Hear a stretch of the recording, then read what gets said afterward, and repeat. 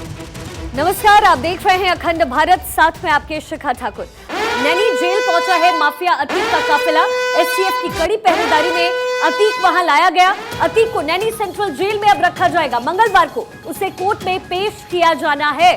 तो पहरेदारी के बीच नैनी जेल इस वक्त माफिया अतीक का काफिला पहुंच गया। एसटीएफ की कड़ी पहरेदारी में अतीक को साबरमती जेल से प्रयागराज लाया जा रहा था। अतीक को नैनी सेंट्रल जेल में रखा जाएगा, जहां उसका भाई अशरफ भी रहने वाला है। मंगलवार को यानी कल कोर्ट में अतीक अहमद को पेश किया जाएगा।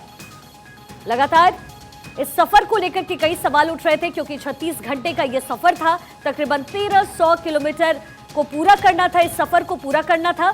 और इसी बीच कई तरह के कयास लगाए जा रहे थे कि क्या वाकई गैंगस्टर अतीक अहमद प्रयागराज पहुंच भी पाएगा या नहीं।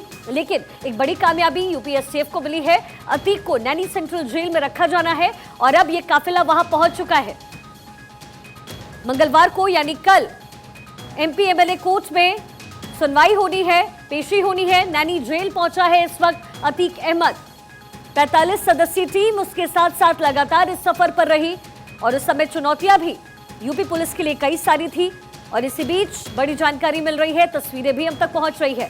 नैनी जेल पहुंचा माफिया अतीक अहमद, जहां पहले से ही पहरेदारी और सुरक्षा के कई तरह के लेयर्स लगाए गए हैं ताकि कोई भी चूक इस मामले में ना हो।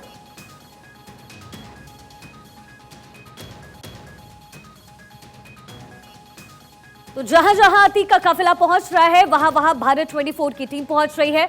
साबरमती से प्रयागराज, अब ये 4 तस्वीरें आपके टेलीविजन स्क्रीन पर।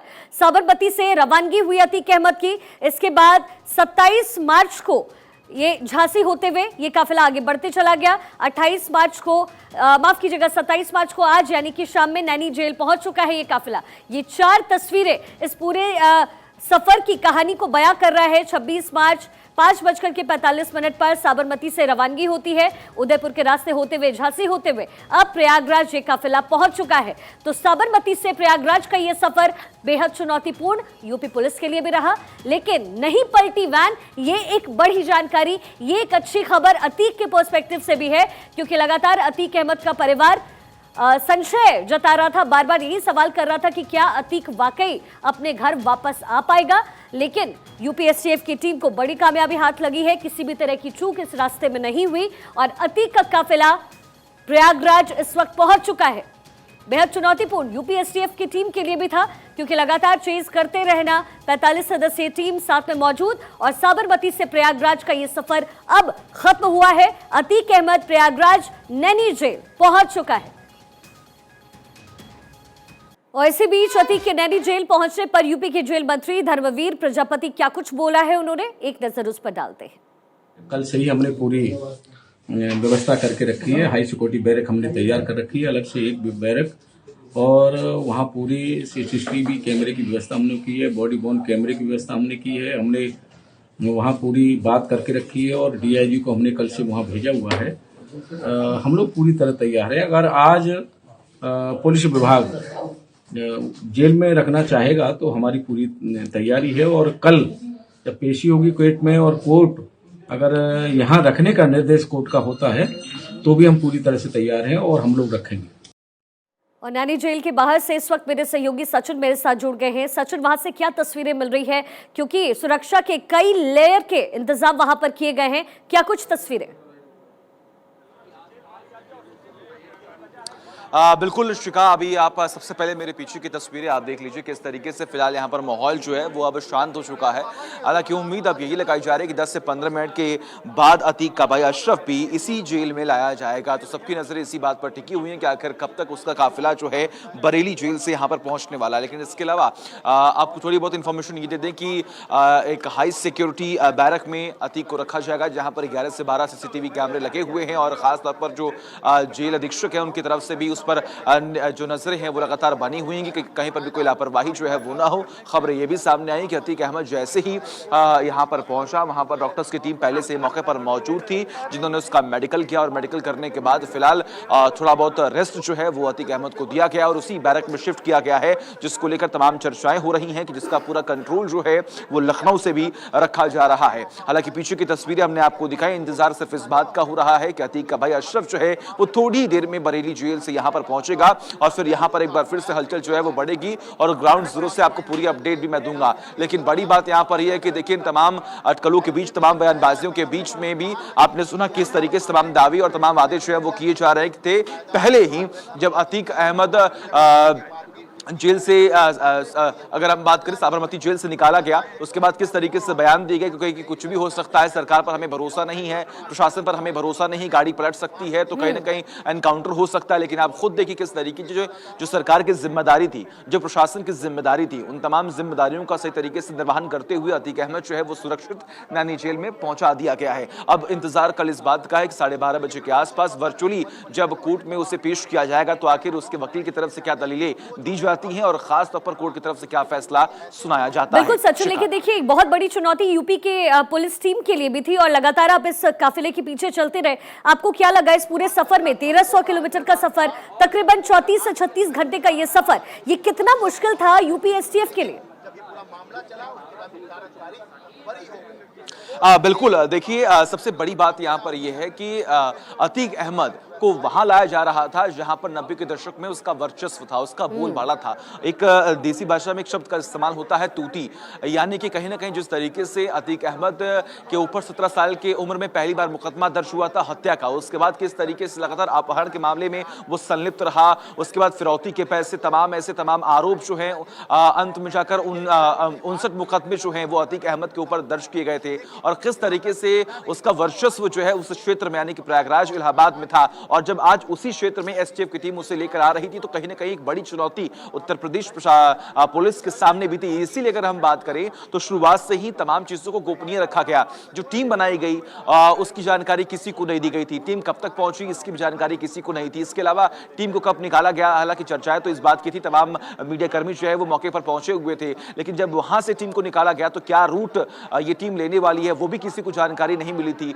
वो लगातार हम रूट को फॉलो कर रहे थे, इसलिए हम ये अनुमान लगा रहे थे कि आखिर कौन कौन से वो संभवतः रूट हो सकते हैं जहां से अतीक अहमद को जेल नैनी जेल जो है वो टीम लेकर पहुंचने वाली है। आप खुद सोचिए कि पहले से ये निर्देश दिया गया था, ये आदेश दिया गया था कि बिना रुके आपको कैसे भी करके जल्द से जल्द कम से कम समय में आपको पूरा जो काफिला है और अतीक अहमद को नैनी जेल पहुंचाना है। लेकिन बड़ी बात यहां पर है कई बार हॉल्ट जो है वो किया गया और बीच में जब झांसी से पहले अगर हम बात करें, जब ये पूरा का काफिला जब आगे बढ़ रहा था तो जो सूचना, जो इनपुट मिले कि अतीक अहमद के जो जितने भी समर्थक हैं वो कहीं ना कहीं इस काफिले में शामिल हो सकते हैं, तो सुरक्षा के लिहाज से और सुरक्षा के बंदोबस्त करने के लिए ही कहीं ना कहीं झांसी में हॉल्ट रखा गया और लगभग 1.5 घंटे तक वहां पर ये पूरा काफिला जो है वो रुका, जहां पर अतीक अहमद फ्रेश हुए, तमाम पुलिस फोर्स जो है वो फ्रेश हुई। खबरें ये भी सब बीच में सामने आई थी कि कहीं ना कहीं कुछ बदलाव भी यहां पर किए गए, लेकिन देखिए किस तरीके से झांसी से ये काफिला चला, उसके बाद सीधे जालौन में रुका जहां पर फ्यूल भरवाया गया और उसके बाद सीधे ये काफिला जो है वो प्रयागराज में रुका। तो काफी चुनौतीपूर्ण रहा ये पूरा का पूरा सफर, लेकिन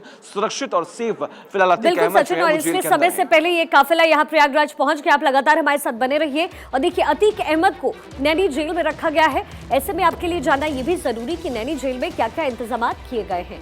सबसे पहले आपको बताएं यहाँ हाई सिक्योरिटी बैरक का इंतजाम किया गया है। इसके साथ ही सेल के अंदर सीसीटीवी कैमरा लगाया गया है। बैरक में 13 से 16 सीसीटीवी कैमरेज लगाए गए हैं। हर सुरक्षा कर्मी को बॉडी प्रोटेक्ट कैमरा भी लगातार दिया गया है।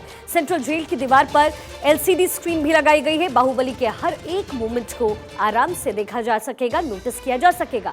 100 से ज्यादा अतिरिक्त पुलिस के जवान भी यहां पर तैनात किए गए हैं ताकि कोई चूक ना हो। अतीक को बैरक में अकेला रखा जाएगा, तो ये तमाम इंतजाम यहां नैनी जेल में किए गए हैं और लगातार अतीक अहमद का यहां इंतजार हो रहा था और ये इंतजार एक लंबे सफर के बाद अब पूरा हो गया। ब्रज में दिन दहाड़े हुए उमेश पाल हत्याकांड को लेकर माफिया अतीक अहमद के परिवार पर एक्शन लगातार जारी है। इसी एक्शन को लेकर के UP police mafia Atiq Ahmed Prayagraj लेकर के पहुंची है। अतीक अहमद को नैनी जेल पहुंचा दिया गया है। अतीक को कल शाम में गुजरात के साबरमती जेल से यूपी पुलिस लेकर चली। तकरीबन 24 घंटे में अतीक को यूपी पुलिस प्रयागराज लेकर पहुंच गई। वहीं अतीक के भाई अशरफ को बरेली जेल से प्रयागराज लाया गया। दोनों को हाई सिक्योरिटी नैनी जेल में रखा जाना है। प्रयागराज में अतीक के ब्रदर्स इस वक्त साबरमती जेल से कल रवानगी हुई अतीक अहमद की।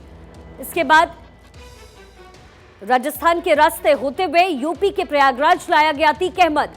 हाई सिक्योरिटी के बीच ये काफिला लगातार चलता रहा। आपका अपना चैनल भारत 24 लगातार पल पल की जानकारी, पल पल का अपडेट आप तक पहुंचाता रहा। पुलिस के घेरे में अतीक अहमद को रखा गया और 36 घंटे की जगह मात्र 24 घंटे में यूपी एसटीएफ की टीम अतीक अहमद को लेकर साबरमती जेल से प्रयागराज के नैनी जेल पहुंच गई। इसी बीच बड़ी जानकारी आपको यह भी दे दें कि कल ही कोर्ट में पेशी होनी है अतीक अहमद की और इसी बीच अतीक के भाई अशरफ को भी यहां नैनी जेल लाया जा रहा है। नहीं पलटी वैन, अतीक को चैन की नींद कम से कम आज की रात आएगी, क्योंकि कल उसके गुनाहों का हिसाब किताब प्रयागराज में किया जाएगा। अतीक और अशरफ का जुर्म काफी बड़ा है। प्रयागराज और आसपास के इलाके में दोनों भाइयों की तूती बोलती थी। ऐसे में आपको दोनों के जुर्म के बारे में एक एक कर बताते हैं। अतीक और अशरफ ने क्या कुछ कारनामे किए, इसकी डिटेल्स आप लीजिए। उमेश हत्याकांड में 100 से ज्यादा केसेस, हत्या वसूली के 52 केसेस इनके ऊपर दर्ज। अवैध कब्जा, इसके साथ ही अवैध कब्जा के मामले में 1166 करोड़ की संपत्ति जब्त की गई। 27 करोड़ की संपत्ति भी जब्त की गई। उमेश पाल किडनैपिंग केस में भी नाम रहा। उमेश पाल किडनैपिंग केस से जुड़ा हुआ अतीक और अशरफ का नाम रहा और अब इन दोनों के गुनाहों का एक एक हिसाब प्रयागराज में होना है।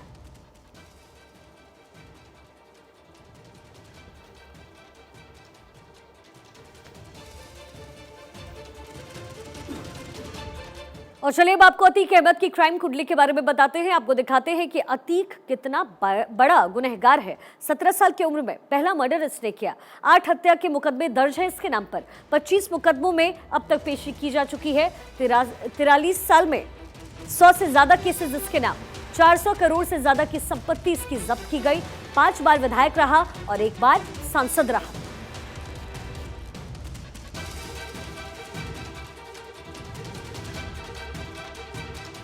तो आप अंदाजा लगा सकते हैं कि 17 साल की उम्र में पहला मर्डर अतीक अहमद ने किया और अब इसके जुर्म का हिसाब किताब प्रयागराज में होना है।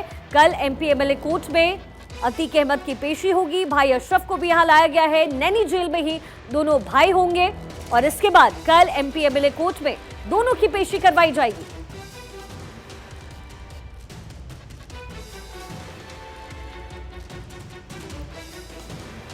इधर अतीक को प्रयागराज लाया गया तो वहीं दूसरी तरफ उमेश पाल की पत्नी का बयान सामने आया। जया पाल के बयान में अतीक के लिए गुस्सा साफ तौर पर सुना जा सकता है। जया पाल ने अतीक अहमद और उसके भाई अशरफ के लिए फांसी की मांग की है। क्या कुछ कहा है उमेश पाल की पत्नी ने, आपको रिपोर्ट में दिखाते हैं। तुमको डर लग रहा है तो भगवान करे तुमको उसी तरह का तुम काप काप के मरो, मेरी बद्दुआ लगे तुमको। अच्छा है, भगवान करे उस तरह हो कि तुम्हारा खात्मा हो, तुम्हारा पूरा घर परिवार सर्वनाश हो जाए। ये गुस्सा जायज है। जिस महिला की मांग का सिंदूर मिटा हो, जिसके हाथों की चूड़ियां टूटी हो, जिसके बच्चों के सिर से पिता का साया उठा हो, उस महिला का क्रोधित होना कहीं से भी गलत नहीं हो सकता। प्रयागराज में उमेश पाल की हत्या के मामले में योगी सरकार की कार्रवाई से उमेश पाल का परिवार संतुष्ट है, लेकिन वो चाहता है कि अतीक अहमद मिट्टी में मिल जाए। साबरमती से अतीक अहमद का काफिला प्रयागराज पहुंच रहा है। 28 मार्च को उमेश पाल के 2006 में अपहरण मामले में फैसला आना है। ऐसे में उमेश की पत्नी का कहना है कि उन्हें भरोसा है कि योगी सरकार में उन्हें इंसाफ मिलेगा। मोहम्मद अशरफ प्रयागराज आ रहे हैं। मैं चाह रही हूँ कि न्यायमूर्ति उन्हें उचित दंड दें और उनके साथ सिंपैथिक न करे कि हाँ उनको यानी सजा ना दे, कारावास ना दे। मैं चाह रही हूँ कि उन्हें फांसी की सजा मिले। वहीं उमेश की बुजुर्ग मां आज भी अपने बेटे को याद करके रो पड़ती है। आंखों से आंसू छलकने लगते हैं। उनका भी कहना है कि मेरे बेटे को मारकर अतीक को आखिर क्या मिला। लेकिन मेरा ये कहना है कि जेल से ही बैठ करके सारा कार्यक्रम ही करता चला आता है। यहाँ रहता है तो भी करता है, जेल में रहता है तो भी करता है।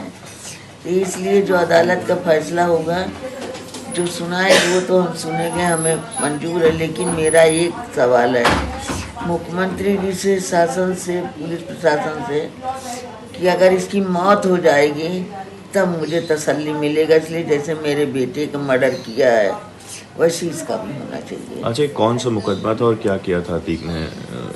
ये अपहरण का मुकदमा था। ये अपहरण का मुकदमा था। राजू पाल की गवाही दे रहे थे, 2-1 पेशी भी चला हो तो ये जब गवाही देने लगे तो उसने मना किया कि देख इतने लोग भरे थे, कोई नहीं बोल रहा है, तू क्यों गवाही दे रहा है। इसलिए बोला कि पहली बात तो मैं साथ था, मैंने देखा, मैं घरेलू हूँ, तो मैं बयान गवाही दूंगा, मैं छोड़ूंगा नहीं। इनका अपहरण कर लिए। आपको बता दें कि उमेश पाल का 2006 में अपहरण हुआ था। उसी मामले में फैसला आना है। इस मामले में अतीक और अतीक का भाई अशरफ दोनों दोषी हैं। दोनों की सजा पर फैसला आना है। उमेश पाल अपहरण केस 28 फरवरी 2006 को हुआ था अपहरण। अपहरण करके चकिया ऑफिस में अतीक ने रखा। घटना के वक्त सपा से सांसद था अतीक अहमद। पुलिस थाने में नहीं हुई उमेश की सुनवाई। बसपा सरकार में दर्ज हुआ था अपहरण का मुकदमा। मायावती ने उमेश पाल को लखनऊ बुलाया था। मायावती ने कहा, तुम गवाही दो, सरकार सुरक्षा करेगी। 5 जुलाई 2007 को उमेश ने दर्ज कराया मुकदमा। अतीक अशरफ सहित 10 लोगों के खिलाफ रिपोर्ट। इसी रिपोर्ट के बाद उमेश और अतीक में दुश्मनी बढ़ी। कई बार उमेश पाल को धमकी मिली। कोर्ट परिसर में उमेश पाल पर हमला भी हुआ। मायावती की सरकार में अतीक अहमद पर शिकंजा कसा, लेकिन 2012 में सपा की सरकार आने के बाद अतीक फिर बेखौफ हो गया। उमेश पाल विधायक पूजा पाल की बुआ के बेटे थे। राजू पाल हत्याकांड के मामले में वो शुरू से अतीक के खिलाफ पैरवी कर रहे थे। साथ ही जमीन के कारोबार को लेकर उमेश और अतीक में अदावत थी। अब अपहरण केस में फैसले का हर किसी को इंतजार है। Bureau report, Bharat 24। तो अतीक का हिसाब किताब नैनी जेल में होना है, अतीक का हिसाब किताब प्रयागराज में होना है और अतीक वहां पहुंच चुका है। मेरे सहयोगी सचिन लगातार ग्राउंड जीरो से हमारे साथ बने हुए हैं। सचिन, क्या कुछ जानकारी आपको मिल रही है, क्या तस्वीरें? क्योंकि ऐसा लग रहा है कि अंधेरा सा हो गया है और जाहिर तौर पे सुरक्षा के कई लेवल्स यहाँ पर रखे गए हैं। ऐसे में क्या कुछ यहाँ पर फिलहाल किया जा रहा है? बिल्कुल, देखिए शिका, सुरक्षा के पुख्ता इंतजाम यहाँ पर किए गए हैं और देखिए कल से लेकर अब तक अगर हम बात करें तो 24 घंटे से अधिक का वक्त जो है वो बीत चुका है। कल 5:44 पर साबरमती जेल से अतीक अहमद को वैन में शिफ्ट किया गया था और वो वैन यहाँ पर पहुंची और फिर वो वैन यहाँ से रवाना भी हो गई। लेकिन अब आपको जानकारी देखिए, अतीक अहमद के भाई अशरफ जो है वो 15 से 20 मिनट में उम्मीद ये लगाई जा रही है कि वो नैनी जेल में यहाँ पर पहुँचने वाला है। हालांकि सबकी नजरें तो इस बात पर टिकी हुई है कि जो मामला 2006 में पंजीकृत किया गया था, मुकदमा दर्ज किया गया था और आपने पूरी की पूरी स्टोरी भी बताई अभी किस तरीके से कि आखिर ये पूरा मामला जो है वो रहा कैसे और किस तरीके से मायावती ने किस तरीके से उमेश पाल को बुलाया और इस बात का जिक्र किया कि तुम अतीक अहमद के खिलाफ मुकदमा दर्ज करवाओ, तुम गवाही दो, सरकार तुम्हारी सुरक्षा करेगी। और उसके बाद देखिए किस तरीके से उमेश पाल की हत्या जो है वो कर दी जाती है, जिसके बाद ये पूरा मामला एक बार फिर से गर्माता है और उसके बाद उत्तर प्रदेश की पुलिस और उत्तर प्रदेश की सरकार किस तरीके से सख्ती से एक्शन लेती है। लेकिन फिलहाल अगर आप यहाँ के माहौल की बात करें तो नैनी जेल के बाहर तमाम मीडिया कर्मियों का जमावड़ा जो है वो लगा हुआ है। सुरक्षा के भी पुख्ता इंतजाम यहाँ पर किए गए। जिस सिक्योरिटी बैरक में अतीक अहमद को रखा गया है उसके सुरक्षा के लिहाज से वहाँ पर भी जो पुख्ता इंतजाम है वो किए गए हैं। कई कैमरेज जो हैं वो लगाए गए हैं जिसकी निगरानी में अतीक अहमद जो है वो रहने वाला है। तो ये तमाम ऐसी बातें हैं जो लगातार हम आपको बता भी रहे हैं और समझा भी रहे हैं कि आखिर अतीक अहमद को लेकर क्या यहाँ पर सिक्योरिटी के बंदोबस्त जो है वो किए गए। हालांकि अब नजरें बस इस बात पर टिकी हुई है कि आखिर 15 से 20 मिनट बाद अशरफ जो है यहाँ पर पहुंचेगा और उसके लिए क्या बंदोबस्त जो है यहाँ पर किए गए और फिर 28 मार्च को 12:30 बजे जब पेशी होगी तो क्या फैसला आता है। चलिए ठीक है सचिन, बहुत बहुत शुक्रिया आपका इस तमाम जानकारी के लिए। आप लगातार हमारे साथ बने रहिएगा। पल पल के अपडेट के लिए हम आपके पास वापस आएंगे। इसी बीच कांग्रेस नेता राहुल गांधी की लोकसभा सदस्यता खत्म होने पर सियासी संग्राम लगातार जारी है। एकजुट विपक्ष ने इस मुद्दे पर केंद्र की बीजेपी सरकार को घेरा। एकजुट विपक्ष को देख करके कांग्रेस काफी खुश है और आज कांग्रेस अध्यक्ष मल्लिकार्जुन खड़गे समेत विपक्ष के तमाम सांसद सदन में काले कपड़े पहनकर पहुंचे। सोनिया गांधी भी काले बॉर्डर की साड़ी पहनकर पहुंची। विपक्ष के रवैये पर केंद्र सरकार ने करारा हमला किया। केंद्र ने एक बार फिर से बताया कि राहुल गांधी पर उठाया गया कदम एकदम सही है। राहुल की लड़ाई काले लिबास पर आई। संसद में विपक्ष का ब्लैक ड्रेस प्रोटेस्ट। बीजेपी का ओबीसी कार्ड का ब्रह्मास्त्र। कांग्रेस नेता राहुल गांधी की लोकसभा सदस्यता खत्म होने पर सियासी संग्राम जारी है। एकजुट विपक्ष ने इस मुद्दे पर केंद्र सरकार को घेरना शुरू कर दिया है। विपक्षी नेताओं ने काला लिबास पहनकर संसद में विरोध जताया। राहुल गांधी की सदस्यता रद्द होने पर नाराजगी जताई।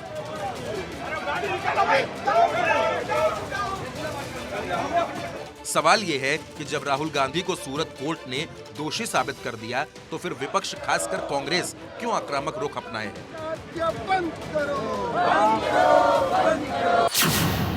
आपको बताते हैं, सूरत कोर्ट ने राहुल गांधी को मानहानि मामले में 2 साल की सजा सुनाई। 2 साल की सजा के बाद लोकसभा सचिवालय ने राहुल गांधी की सदस्यता रद्द कर दी। राहुल गांधी को लेकर 2013 में सुप्रीम कोर्ट का दिया गया फैसला नजीर बना। 2013 में सुप्रीम कोर्ट ने कहा था कि जनप्रतिनिधियों के 2 साल की सजा पर सदस्यता तुरंत खत्म की जाए। मैं समझता हूं राहुल गांधी जी को कोई अधिकार नहीं है कि वो देश के कानून से अपने आप को बड़ा समझे।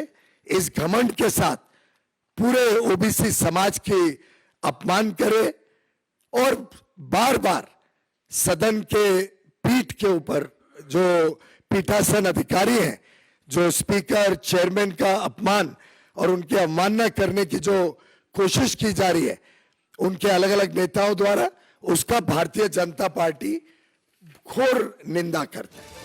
इसी के आधार पर लोकसभा सचिवालय ने फैसला लिया, लेकिन विपक्ष को लगता है कि सरकार जानबूझकर टारगेट कर रही है। यही वजह है कि विपक्ष के तमाम नेता काले लिबास में दिखे और सरकार के खिलाफ विरोध प्रदर्शन किया।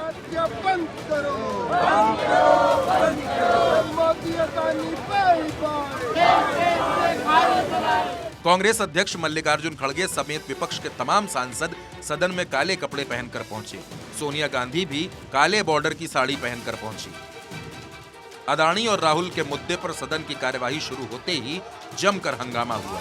इसके बाद दोनों सदनों को स्थगित कर दिया गया। से चलाना चाहता हूं, सदन की कार्रवाई 4 बजे तक के लिए स्थगित की जाती है। अब तक कांग्रेस की बैठकों से दूरी बनाने वाली तृणमूल कांग्रेस के नेता भी केंद्र सरकार के खिलाफ कांग्रेस के प्रदर्शन में शामिल हुए, यानी विपक्ष एकजुट होने की कोशिश में जुटा है। I would say that the terror unleashed by the ED and CBI is to ensure that a particular section enriches itself. We are against this. We are in favor of the restoration of democracy and in condemning all acts of depredation, including the last one on Mr. Gandhi. Congress नेता ने black dress protest पर सरकार पर जबरदस्त हमला बोला। सभा में और जो ऑथेंटिक तरीके से हमने ये कहा कि देखिए ये जेपीसी का मामला है, सभी लोग डिमांड कर रहे हैं, जो व्यक्ति अदानी जिसकी संपत्ति पहले 3,000 करोड़ थी, उसके बाद उसकी संपत्ति 50,000 करोड़ बन गई, फिर उसके बाद उसकी संपत्ति 2 लाख करोड़ बन गई, लेकिन 2.5 साल में उसकी संपत्ति 12 लाख करोड़ बन गई। काले कपड़े इसलिए पहन के आए हैं, सदन में आप बोलने नहीं दोगे, सदन के बाहर अगर बोलेंगे तो सदस्यता रद्द कर दोगे, तो हमें अपनी बात कहीं ना कहीं से काले कपड़े पहन के आए और काली घड़ी भी लगाई मैंने। वक्त दिखा रहा हूँ भाजपाइयों को कि तुम्हारा खत्म हो रहा है। किसी चीज पे विरोध करते हैं तो काले लिबास पहनते, काले कपड़े पहनते हो और जो है विरोध दर्ज कराते अपना। सर, अभी आप लोगों ने विरोध का प्रारूप इसको काले रंग को बनाया है, लेकिन अनुराग ठाकुर का कहना है काले कपड़े काले लोग पहनते हैं। देखिए ये तो एक तरह से जो है रंग भेद के खिलाफ तो हमेशा हमने लड़ाई ली। जो रेशियल डिस्क्रिमिनेशन है विश्व में पूरी लड़ाई हुई है। काले लोग तमाम लोग ऐसे जिनका वर्ण काला हो सकता है लेकिन बहुत खूबसूरत है, हैंडसम और अच्छे लोग हैं, इन सबके खिलाफ जो ये भाजपा बोल रही है ये बहुत ही गलत बात है। श्याम वर्ण की तुम पूजा करते हैं, फिर ये क्या बात कर रहे हैं? देखिए आज देश में ऐसा वातावरण बन गया कि जो भी विपक्ष की आवाज़ भाजपा के भ्रष्टाचार को सामने लाने के लिए, भाजपा द्वारा एक उद्योग घराने को लाभ पहुंचाने के लिए भाजपा ने अपने मंत्रालय सारी प्रदेश सरकारें झोंक दी। इस बात को देश के सामने लाने के लिए कोई भी विपक्ष की आवाज़ उठती है, उस आवाज़ को दबाने के लिए सारी जांच एजेंसियां, सारी सरकार, यहाँ तक कि संवैधानिक संस्थाओं का भी दुरुपयोग किया जा रहा है। देश में वातावरण बना है। विपक्ष के वार पर बीजेपी ने पलटवार किया। बीजेपी ने राहुल गांधी के मोदी सरनेम पर दिए गए स्टेटमेंट को ओबीसी से जोड़ दिया। बीजेपी ने कहा कि ओबीसी का अपमान किया गया। इनके काले कारनामे, अब काले कपड़े ये काले जादू तक जाने वाले हैं, क्योंकि काले कारनामे छिप नहीं पाएंगे। सवाल ये खड़ा होता है कि आखिरकार क्या कांग्रेस ने कोर्ट को भी मानना बंद कर दिया है? अहंकार इतना ज्यादा राहुल गांधी जी का है कि वो पिछड़े समाज से माफी तो नहीं मांगी। कोई खतरे में नहीं है, अगर खतरा है तो कांग्रेस पार्टी को खतरा है, इसलिए वो सब कर रहे हैं। क्योंकि अभी अभी कांग्रेस बचाओ नाम पर, देश बचाओ नहीं, कांग्रेस बचाओ नाम पर